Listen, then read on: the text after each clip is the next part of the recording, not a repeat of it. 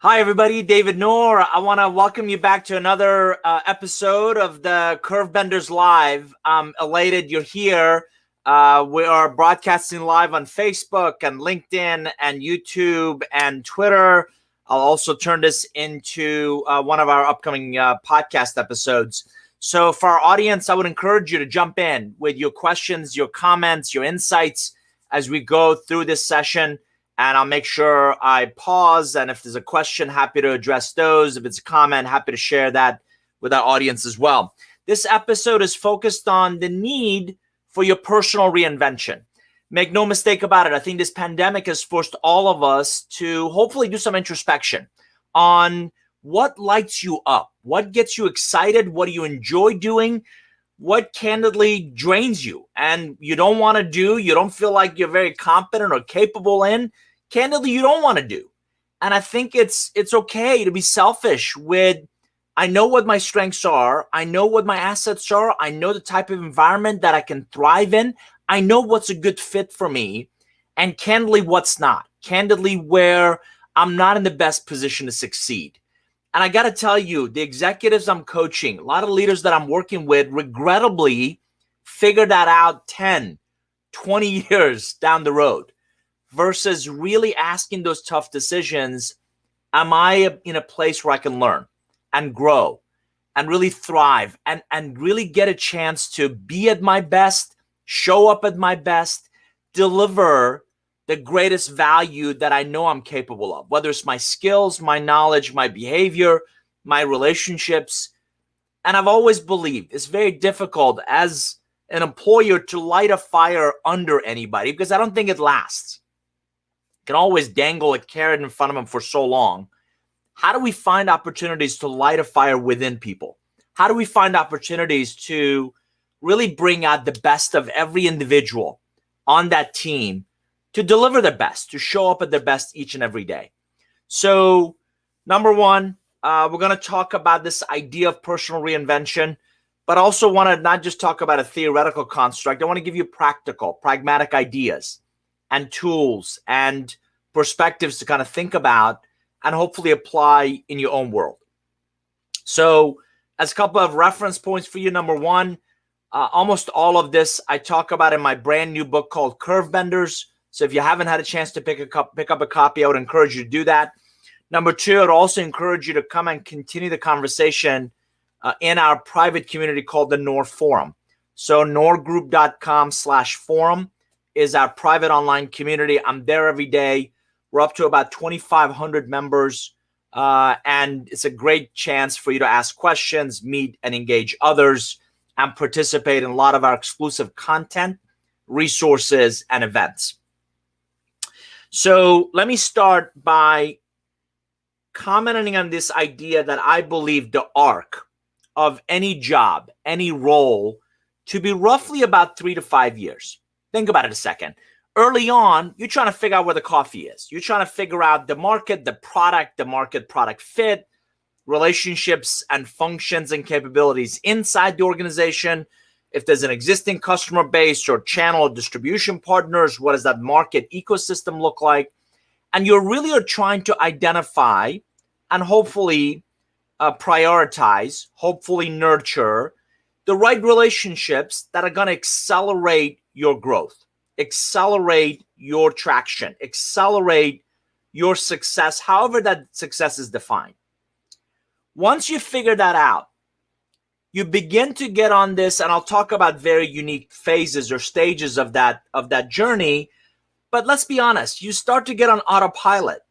You start to just kind of show up, and what you were doing yesterday looks and feels like a lot like you were doing today. And at some point, it starts to become autopilot.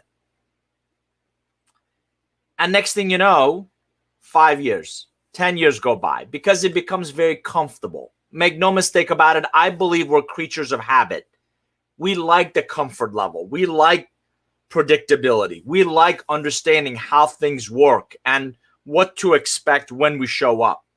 The problem is that familiarity, if you will, leads to complacency. It leads to predictability. It leads to, I kind of know what's going to happen at 10 a.m. and by noon and 2 p.m. and right? Here's my typical week is going to look like, and a month and quarter and seasonality of my business. And again, that predictability is comfortable, yet I've never believed any real growth is going to come from a place of comfort.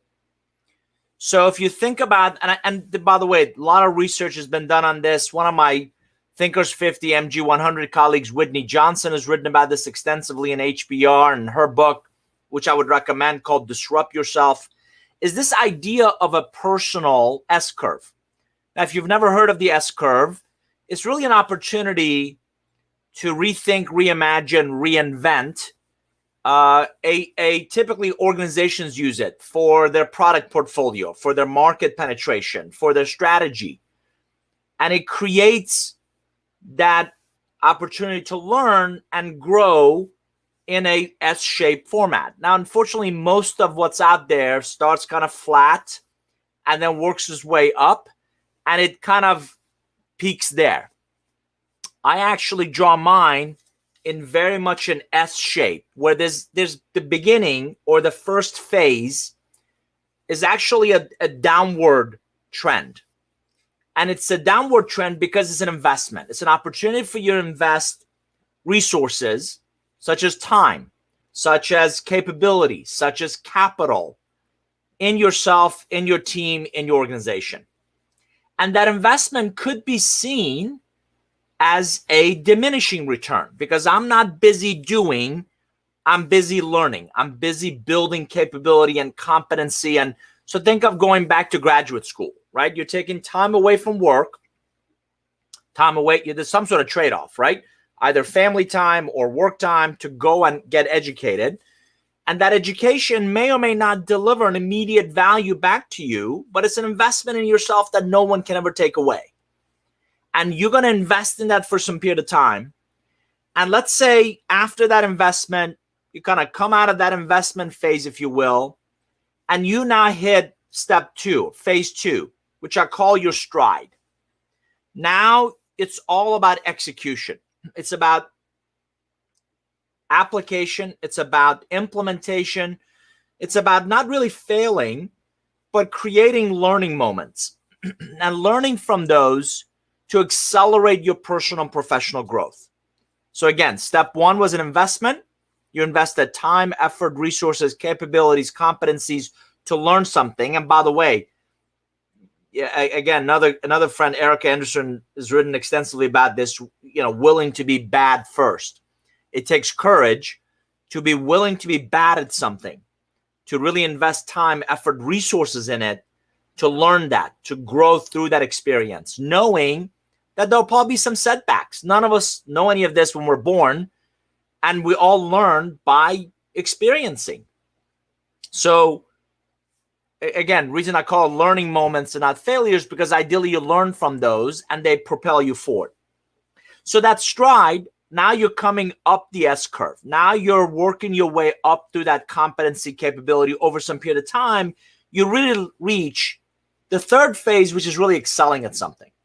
This is all about your competency. This is all about my teenage son calls it, you're the big man on campus, right? You know how to do this. You're at your best. You're, generating the biggest value you can in this period. You're on that upper, steeper side of that S-curve. So because you're excelling at this, you're very good at what you're doing.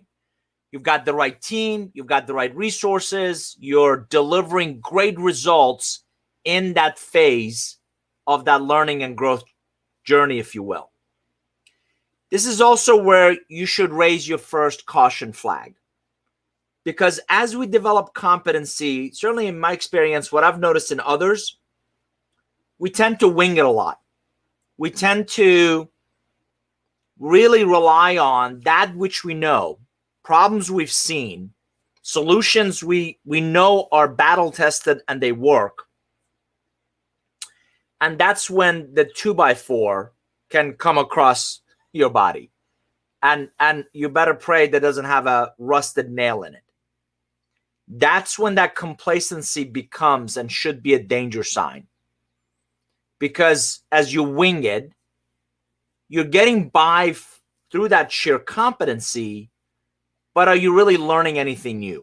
Are you learning? Are you growing at all through that process? It's almost like I can do this job with my eyes closed, and I'm very good at what I'm doing, right? And I've seen project management professionals, product management professionals, sales leaders, strategy leaders who are excelling.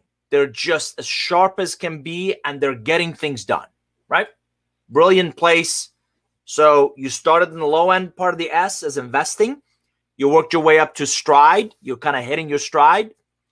Now you're excelling. You're in that upper part of that S curve, if you can think about it. The next phase becomes a plateau.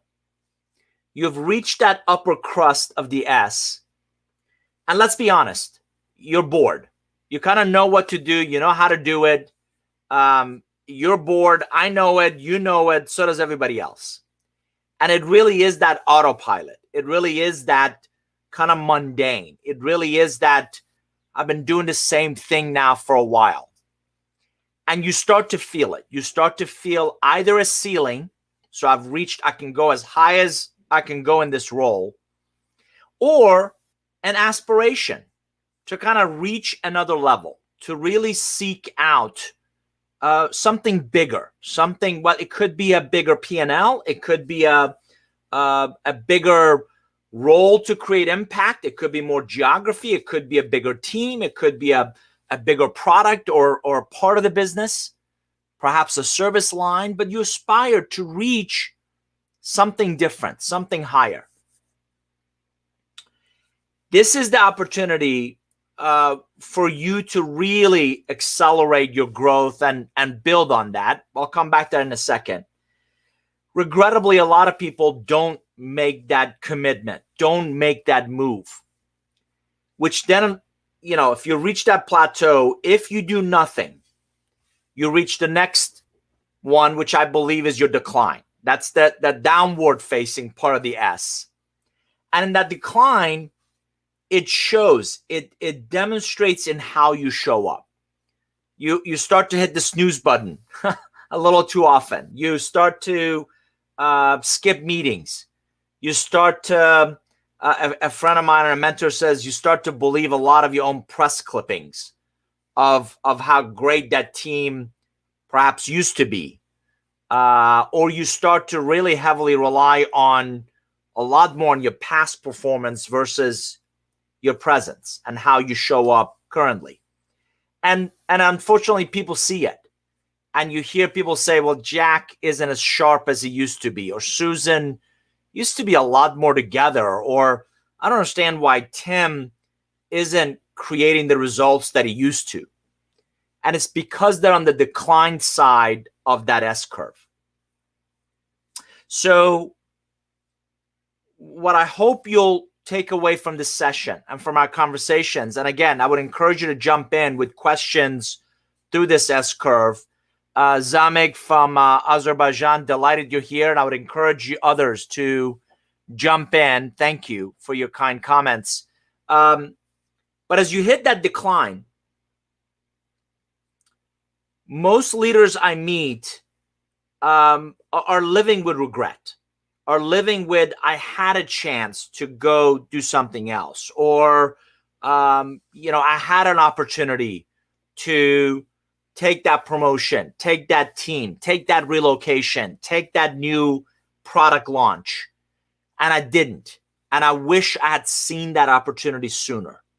Wish I had seen this decline earlier, whether it's 6 months or, and you see this also in really hot markets where there's a lot of mergers and acquisitions. Think about it. By the way, there are very few actually mergers. Most are acquisitions. Somebody's buying somebody, right? So a firm acquires yours, and suddenly they don't need two of you in that position. And if there's not another role, right, you're politely shown the door. Well, if you think about it, most people that are shown the door are already in that decline. And it shows. We all see it. Nobody wants to call it out because we all want to be nice. And what's very clear is that in their personal, professional growth journey, They hit they invested, they hit the stride, they excelled. Either they didn't see the plateau or they ignored it, and that's where they've ended up in this area of decline. So what I want for you and what I coach a lot of people to think about is begin to see that plateau sooner and see the danger signs, see some of those attributes, see some of that flatlining that is likely to happen if you stay in that role, if you stay in that position. So Dr. G is here again. Welcome, David Nour. Everything we want is outside of our comfort zone, and on the other side is fear. You're exactly right. And Dr. G, you and I've also talked about this, that no growth ever comes from a place of comfort. So that's one of my first telltale signs. If you've become really comfortable in your job, in your role, in your position, in your realm of responsibilities, in what you do day in and day out, that should be danger signs. That should be flashing yellow, if not flashing emergency red on top of ambulances, that you've reached that plateau. And I don't know about you, I've always believed on go out at a high. Go out when you're Michael Jordan and you just won your 5th or 6th or 7th championship, not when you're perceived to kind of been there, done that. There's not much gas left in the tank. So one, the first step in your personal reinvention is really identifying those attributes on your way to that plateau, on your way to that flat part of the S curve, the top of the S curve, if you will. And the best way I know how to do that is really make some time for reflection. And I said this on what lights you up, what gives you energy, what gets you excited about what you're doing, what do you really enjoy doing? I love coaching. I recently, I was in the beautiful Broadmoor in Colorado Springs last week, and I delivered a keynote at an in-person event, first one in kind of the post-pandemic world, if you will. And I was energized and I was excited, and it was really weird packing business attire and traveling again and getting on a stage and interacting with leaders. And the ballroom was twice as big as we needed, and a round table that could fit probably 10 people was set up for 4. And all the staff were still wearing masks, and it was optional for guests, but it felt energizing again. So I love coaching. I love that speaking. I love some of the strategy visualization work that we do for great clients. That's the kind of stuff that lights me up, gives me energy. I enjoy doing them, and I show up, do them on a consistent basis. So if that's on one side of the column, if you will, the other side, you also have to be honest enough with yourself to say, what don't I enjoy doing? What isn't my cup of tea? What drags me down? I don't want to be involved in the minutia. Or you know what? I'm the big picture person. I need to surround myself with others that are going to help me execute on that vision or direction. Full disclosure, I get bored. I do not want to, keep doing the exact same thing over and over again. I get bored. I've said it another way. I love, there's a hill, go capture the hill, right? I'm going to put a flag at top of the hill. Don't ask me to build a city on top of that hill. That's not what gets me excited. What I love doing is show me the next hill, and I'm going to go capture that next hill. So that chase, that hunt, that struggle, that climb up to the top of the hill, those are the things that give me a ton of energy, and I get up and I show up and I put my best in it. The project management, the program management, the nth degree of details that have to go on at the top of that hill, again, I'm honest with myself that I don't want to do. And what I see in a lot of young professionals, that there may not be as clear about those kind of assets, those strengths, those capabilities, competencies, that which lights them up, and things that they don't. And if you're not, and I'm trying to teach this to my kids, by the way, because the sooner you figure that out, the happier you're going to be, the more you're going to, I believe, are going to be in an environment to thrive. And by the way, surround yourself with other like-minded professionals that complement and support each other and bolster each other's success, not this political jockeying and back and forth. So Chris has a great comment. So true. Many don't venture out because it requires even more work, more time. In reality, time is all we have. What we don't do with it shows on the other side. Chris, you're exactly right. And by the way, I'm a big believer that we're all products of the advice we take. One of my mentors has driven to me that the real wealth is discretionary time, right? So that investment in education, that investment in personal and professional growth ideally should create more discretionary time for you, because I can always make more money, but I can't get that time back. And those of you who've got growing kids or been around kids that are growing up way too fast absolutely understand that, right? So A, anticipate those potential plateaus. B, start with a candid list of what lights you up, what gets you excited, what gives you energy, what do you enjoy doing, what do you want to do more of, and candidly, what you don't want to do more of. What? Right? I'm not excited about that. I don't want to do that anymore. I have no business managing that team. I don't want to relocate. I have a young family. Get crystal clear on what some of those things are. And by the way, you're starting to see misalignment between not just those wants, but a lot of values between individuals and their organizations. One of the things many of us have learned, certainly in the past 14, 15 months, is we can no longer equate people showing up with productivity, because I can be pretty productive working from home. So if you're going to drag me into an office, it better be a pretty compelling reason other than just sit in a cube or sit in an office. So the collaborative, the creative, the things that we may not be able to do online or do as well online, certainly that makes sense to come in for. But you're starting to see more and more job descriptions with the title remote optional, because I think organizations have realized we'd rather have access to that talent regardless of where that talent is, versus trying to geographically limit ourselves to just our own backyard, right? So I see signs of plateau. I'm very focused on my strengths, my superpowers, things that I enjoy doing, things that I'm not, which then leads to this idea of core and context.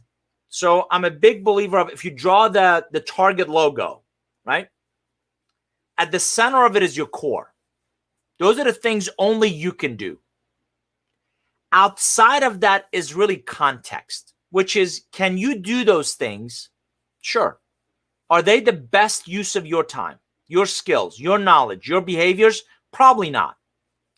Again, as the older you get, the more seasoned you get, the tighter that aperture on what is that core. I enjoy doing it. I'm very good at doing it. There's value in the market for me doing that. Only I can do it. As such, that becomes my focus. So Curve Benders is my book number 11. Others I work with cannot write my books. They cannot deliver my speeches. But you better believe they can do my accounting or graphic design or our website or our community management or our lot of other parts of the business that still have to get done. But that doesn't require me to do. This is another one of those that takes professional maturity to really ask yourself, what is it that's my core? What is it that's center of the bullseye or the Target logo that only I can do? And I'm going to find a way to stay focused on that. Marcus Buckingham did a memorable video years ago, and I think the title of it, you can look it up. I think the title of it is Trombone Players Want It. And what he was talking about is the whole strength movement. And what is your strength? What is it that you can only you do? And surround yourself with others that can complement that. That's what I'm building on with core and context. So the more you can tighten the aperture and really understand what that core is, the more you can prioritize that and focus on that and really build on that and strengthen that and work with other competent, capable people with integrity that can do the rest that you need done. This is as relevant in any job. This is as relevant in any team. This is certainly relevant for every entrepreneur who try to do it all themselves. By the way, you and I also meet a lot of managers who have this innate need for control. And nope, I've got to look at every memo and every email and every spreadsheet. Listen, the sooner you get in the business of hiring adults, treating them like adults, expecting adulting behavior, compensating them as adults, the sooner you get out of the babysitting business. And I still meet way too many managers that are babysitting. That's just not a productive use of anybody's time and effort. So core and context are critical.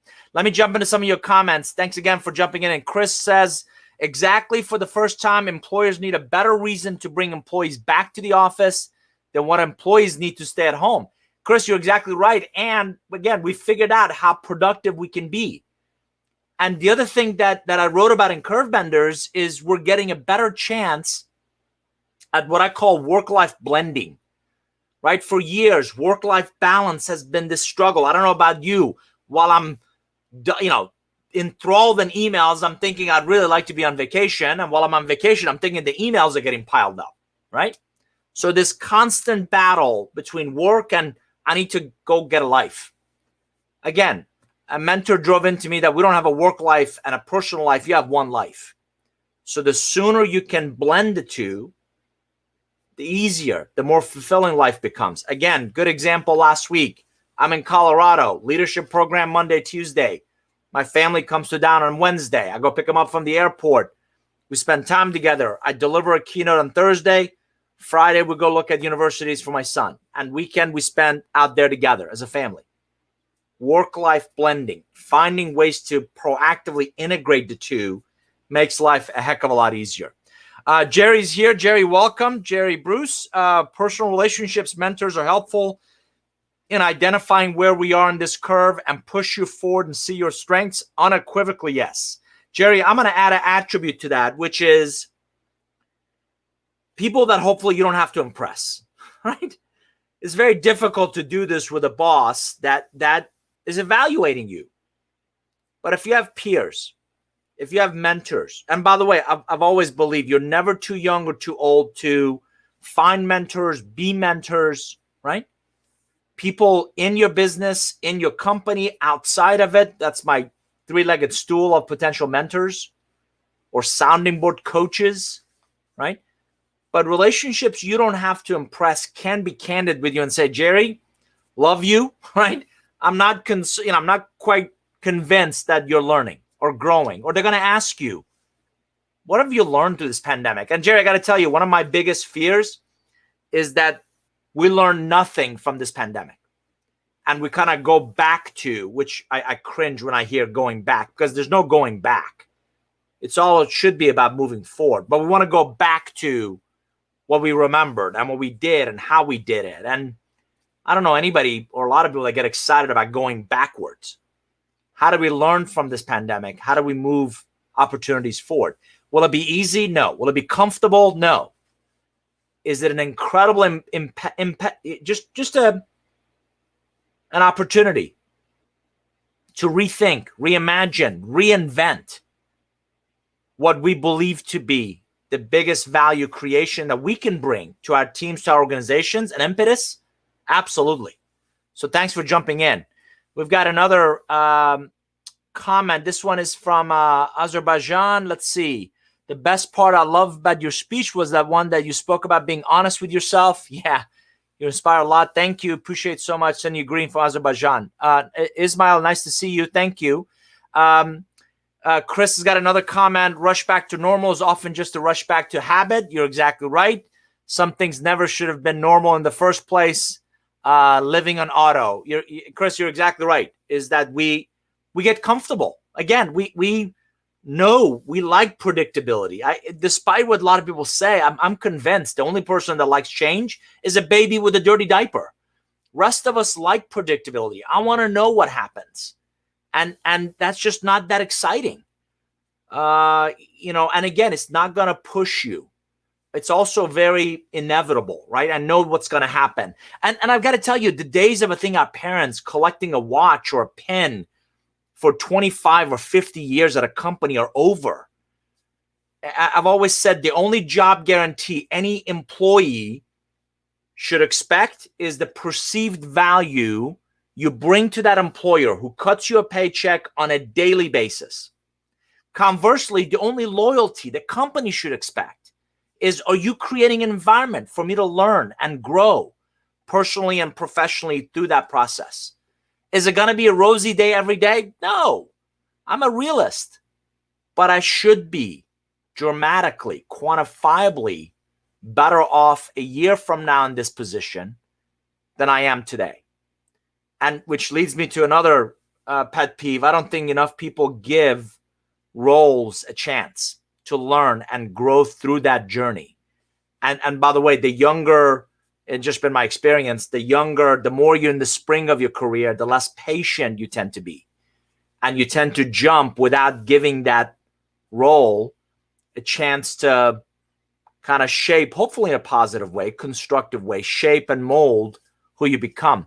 So Rita, Dr. J's jumping in. My goal is to come out of this pandemic better. So glad to connect with you. Likewise, and glad you're here.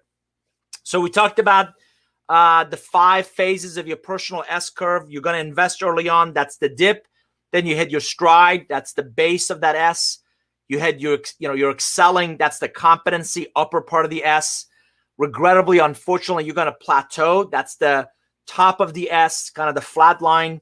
And then if you don't do anything about it, you're going to decline. So what I said is what I want for you is anticipate the arc of that job, the arc of that role, the arc of that journey earlier, and see those plateaus coming. 1, 2, make a very candid list by yourself, with yourself, through others you like, respect, and trust of what lights me up, what do I get excited about doing, what do I enjoy doing, and what just sucks the life out of me and I don't want to do anymore.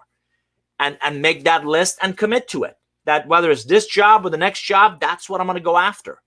I got to tell you, I've got executives that are realizing that they don't want to go back to the grind of on the road 200 plus days a year and travel, million miles globally. They've figured out the last 15 months, they can be pretty productive. And by the way, they've realized that they like their bed and they like their spouses and even their kids, and they like being home, and they're looking for other avenues. If I can't do my job, my current job, with less of that grind, then I'm going to go do something else. I'm telling you, I've got executives that are buying franchises, and they're looking to teach, or they're looking to do other things that is more aligned with their personal values, with their personal strengths, with what they want to do on the other side of this pandemic. I recently wrote about, and I've been interviewed about this idea of the great resignation, that a lot of people are saying, listen, I kind of know who I am and who I'm not, and I don't want to do that anymore. Next is this idea of core and context. I said, draw the target logo. The center of it is your core. That's your core competency. That's your core strength. That is that which only you can do. What are those things? What are those few things that are your superpowers?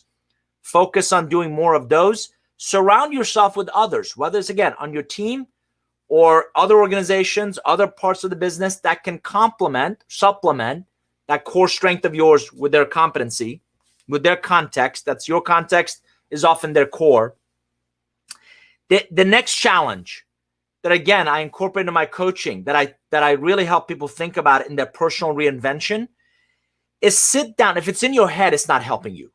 Sit down and really think about your journey from now to next. So where am I today? What's going well? What do you enjoy doing? All those assets, right? I'm really capturing that which gives me energy. That's what I love doing. The people and the attributes of the people that I like working with, the kind of work, the impact, the outcomes that I create. So I'm making a list of all that's great about my today. And I'm doing that with enormous amount of gratitude for all the incredible blessings that are in my life, that I have in my life today. And yet, what are my aspirations? What's that journey? What does that next look like? So the next best version of me in 18 months, in 36 months, in 5 years. And I got to tell you, this is what set my journey, on writing this last book.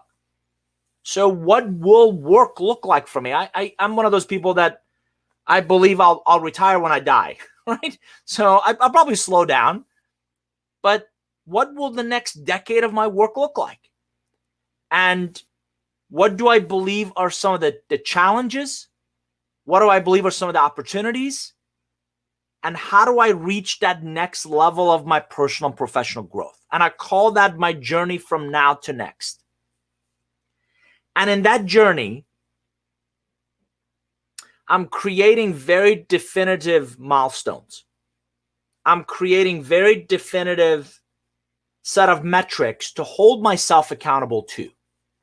So if I want to speak at the World Economic Forum, if I want to speak at TED, if I want to go teach full-time MBA students, if I want to speak and get more involved with the Aspen Institute, if I want to create even greater impact with some of my global clients that I'm working with, what does that look like? Because I can envision it, but you need to have the discipline to start breaking that down into the parts, components. What are the skills? What are the knowledge? What are the behaviors? What are the relationships? What are the leading indicators that allows me to see my path, that compass, that map? Am I going in that right direction? Am I creating the kind of impact I want to create with my relationships? Do I have the right relationships in that journey? And what I do is I take that now to next, and I start to create a set of milestones. These are more than goals. They're more than aspirations. It's the new me resolution. You've heard the New Year resolution. I love, oddly enough, our pastor talked about years ago, the New You resolution that says, post-pandemic, here's what I'm doing. Here's where I'm going. And I got to tell you, it's very easy to, I do this all the time, right? Compare myself to other authors or other thinkers, or, oh my God, look at the, so-and-so got on the Wall Street Journal bestseller list, or they got on Adam Grant's summer reading list, or any of that kind of stuff. And I got to tell you, it's human nature, but it's silly to kind of compare yourself to others. And we do it all the time. So most executives I work with, most people I coach, I tell them, set your own bar. Set your own set of standards.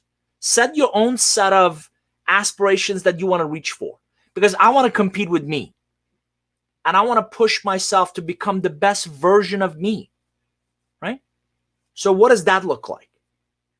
And in each of those milestones, there are definitive 3 to 5 specific, quantifiable, focused kind of milestones I want to reach and metrics I want to reach in that growth journey.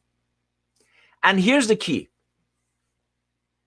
You have to believe that you cannot get there by yourself. Think about it a second.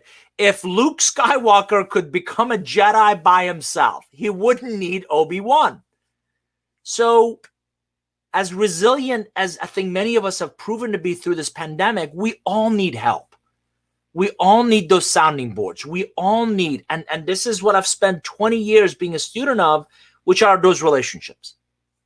So whenever we're faced with a challenge or an opportunity, I got to tell you, most of us think about what should I do and how should I do it? We don't ask enough who questions. So next to each milestone, next to each metric, next to each aspiration, I also have a name. I have a name of an individual that I may know, so as an existing relationship that I want to get to know better. Someone that I aspire, that's already doing that. Someone who's already spoken at Davos. Somebody who's already spoken at TED. Someone that I've become a student of and I want to learn more from. And it could be at a distance. I don't know Adam Grant, right, as an example. But it's someone that I admire. I don't know Seth Godin. Someone that I read a lot about, right? And there's a lot of those folks. There's some that I know. Roger Martin, Hal Gregerson, Amy Edmondson. I can rattle off a whole bunch of Thinkers 50 friends and colleagues and Marshall Goldsmith kind of community members that I genuinely admire. So next to those milestones, next to those metrics, I have individual names. And my goal is to build and nurture a reciprocal, value-based relationships with those individuals. Because in my experience, those very individuals accelerate your growth journey. I'm distinctly reminded of something my dad drove into me, which is you don't have time. Life is just too short for you to make all the mistakes yourself. You got to find opportunities to learn from other people. And you've got to consume a very lean information diet that is feeding you, that is propelling you, that is bolstering your success in that direction. And what do they say? If you don't have that direction, any direction will do. So I often ask people I coach, tell me about your now. What does that next look like? Let's break it into some milestones. Let's break it into opportunities to literally learn and grow in that process. And then next to each, do you have an existing relationship? And that's a really interesting thing to think about. Do you have an existing relationship? Do you already know someone in that capacity that you can reach out to and say, will you be kind enough to help me? Could I ask for your mentorship? Could I ask for your help? Could I ask for your sponsorship in that growth journey? And will some people say no? Absolutely. As a matter of fact, you better be ready for that. Will some people surprise you and say yes? You better believe it. So, but the answer is always no if you don't ask. The answer is always going to be no if you don't reach out to people and ask for help, right? So none of us can get there by ourselves. Put your ego aside. Go ask for help. And as I said, reciprocal, mutually value-based. If someone shows you kindness, if someone shows you the path, if someone gives you access, you have to. This is one of those built-in laws of relationships. You have to ask, not just thank you, so demonstrate gratitude, but ask, what can I do to help you? How can I be an asset to you? How can I support your efforts? And again, they might surprise you because they might be professionally successful, but they have a charity or passion or cause they deeply believe in. And that could be something you can contribute to. That could be something you can make a big difference in. So as you start to identify what those milestones may be in your personal reinvention, what I've found, if you've ever tried to lose weight, if you've ever tried to get in shape, if you've ever tried to train for something, I've found that an accountable peer goes a long way. So I'm a big believer of group coaching. I'm a big believer of mastermind groups. I'm a big believer of people that hopefully, again, you don't have to impress and you can hold each other accountable. People that are going to ask you and say, Dr. J or Chris or Jerry, Dr. G, you said you were going to do this last time we met. How's that going? And if you've done it, what went well? If you haven't done it, why not? And more importantly, what has to happen for you to commit to those things? Because it's easy for all of us to have our courage or that guiding light, that rally cry get diminished, right? I had every aspiration to get there and then I got busy and I got pulled away and, right? So we need, you're going to dramatically strengthen your resolve. Strengthen your ability to reach the outcomes you're after if you have an accountable peer. Notice I said a peer, not a superior. Not an authoritative figure, but a peer. Somebody that you can commit to. So one is having that accountable peer. The second one is really thinking about a regular cadence. Commit to, I don't care if it's once a week. I don't care if it's once every couple of weeks. I don't care if it's once a month. But some sort of a regular commitment. Kind of those, again, milestones. And that which helps the first two is really transparency. So I put my journey from now to next in front of my accountable peers. Here's where I'm going. And by the way, it's also on my bathroom mirror. Here's what I'm trying to do. Here's what my work will look like in the next several years. And if you have that accountable peer, if you have the regular cadence, if you have full transparency, right? And again, I'm reminded, our pastor says, the bigger the gap between who you really are and who you pretend to be, the more exhausting life becomes. The closer those two, who you are and who you appear to be, the easier life becomes. So that transparency puts your aspirations, puts that personal reinvention, puts that what you're striving for front and center. And I like things written down, because when they're written down, you can begin to hold yourself accountable. When they're transparent, your accountable peers know where you're going, what you're doing. Will you go off course at some point? Of course. Again, if you didn't, you wouldn't be human. The key is not that you went off course. The key is, how do we get it back? How do we get you back on the right track and really focus on that growth?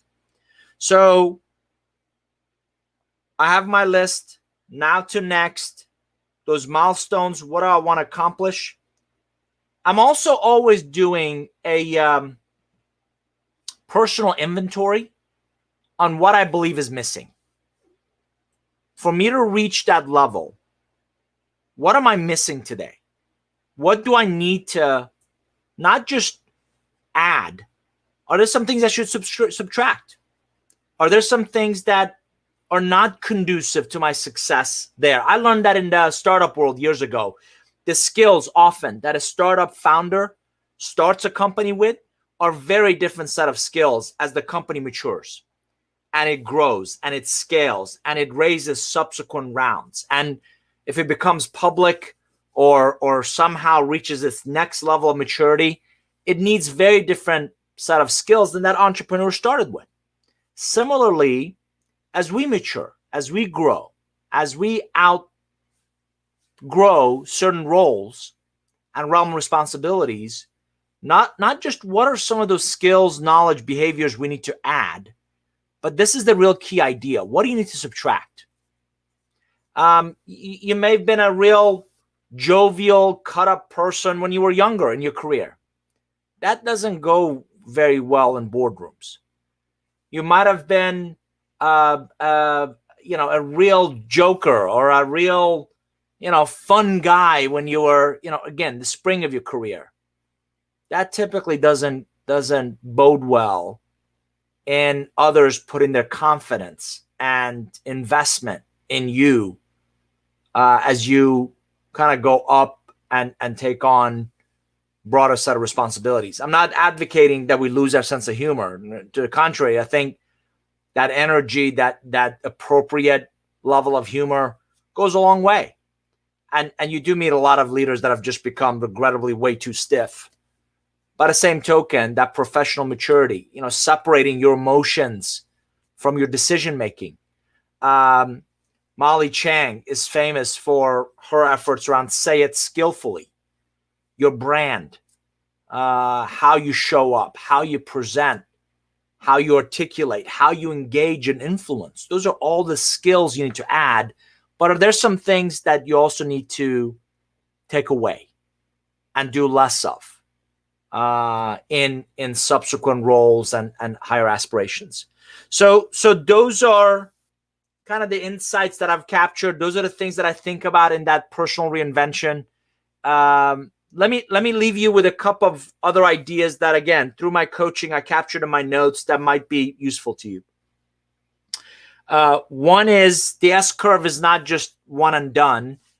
Ideally, this reinvention, as I said, the arc of any job, 3 to 5 years, you find opportunities to daisy chain. I believe more disruption is going to come at us, and our research shows this, in the next 10 years than we've ever had before. So as we face continued disruption, whether it's cyber risk or natural disasters or the fallout from this global pandemic, your ability to remain relevant is going to be more critical than ever before. So these S curves, these personal reinventions are going to have to happen faster, shorter timeline. And if you daisy chain them together, now you've got a series of S curves that allow you to reinvent yourself on a consistent basis. Now, I'm not sure you want to do this with the direction of the wind, but I think you're going to have to do it more often. That's number one. Number two, courage. If you think about the pandemic, leaders who had the confidence to act, to know when to act, when to remain steadfast, began with the courage. So I don't know what that courage means to you, to leap. And that leap could be go get secondary education, go invest in executive education programs, go invest in an executive coach to help you learn and grow. I don't know what that is for you, but the courage to act, the courage to say, there's more that I can accomplish, or I don't want to do that anymore. The courage to kind of step up and say, I want a different direction, because ultimately I'm after a very different destination. That courage goes a long way. And the last one is an investment. I said it earlier, the lower part of the S. Pre-pandemic, in 2019, I delivered 62 global speaking engagements. By the same token, I made the time for most, if not all of them, to go early, and when possible, stay afterwards and hear General Stan McChrystal talk about plywood leadership. I've heard Colin Powell several times. I've heard Condi Rice. I've spoken at the same event with Pat Lencioni and Malcolm Gladwell. And to hear, and a lot of people you've never heard of, but to hear a piece of nugget, a unique insight or perspective from any and all of them. And my litmus test is one idea. If I pick up one idea or I meet one relationship that I genuinely feel like I'm better off because I made that investment, it's absolutely worth it. But you've got to commit to that investment of, as I said, time. Right? When I hear somebody say I'm busy, you know what I hear? It's just not important enough. So that investment, the commitment to invest the time, and I don't know about you, if I don't calendar block it in my world, it just doesn't get done. Capability. What capabilities do I have? What capabilities do I need? How do I invest in learning that? Whether that's education, or that's a skill, or that's a knowledge, or that's a capability, a competency, right? I want to go invest in that with the willingness, like I said, to be bad at it, really bad at it first. And then the capital, right? You have to, I was talking to another consultant friend about a week or so ago, and, you know, was doing well, and yet you don't hear the investments back in himself and in his business and in his brand and in his IP or ideas or in how he does what he does. And he's still doing the same thing he's been doing as long as I've known him, right? So making the commitment to invest that capital, by the way, without margins, there's no mission, right? Without that investment in yourself, in your skills, in your knowledge, in your capabilities, you should have little to no expectations of being able to reinvent yourself. But if you have the courage, if you have the commitment, and if you make that investment, I absolutely believe, and I've seen it firsthand, that personal reinvention is real. It absolutely can happen. And it is a glory. It is magnificent to watch.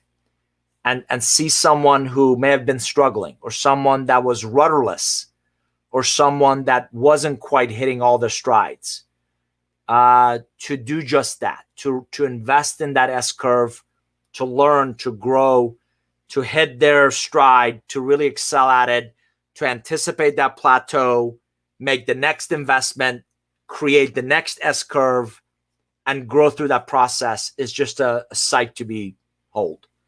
So I hope this session was useful to you. I hope this was of value to you. I would encourage you, highly, highly encourage you to come join us. Again, nourgroup.com/forum is our private online community. I'm there every day sharing insights, sharing ideas. There's the Nour New Nuggets where I share a little bit of wisdom. I just launched Nour Noon Questions where I'm asking you questions and challenging your assumptions. So I hope you'll come join us. I hope you'll continue the conversation. Again, the latest book is called Curve Benders. You can just go to nourgroup.com/curvebenders or wherever you buy books to learn more. I also host these episodes live traditionally every Tuesday at noon Eastern. So I hope you'll join us for the next one. Thanks, everybody. Thanks for being here. I look forward to seeing you in our Nour forum. All the best. Take care. Bye-bye.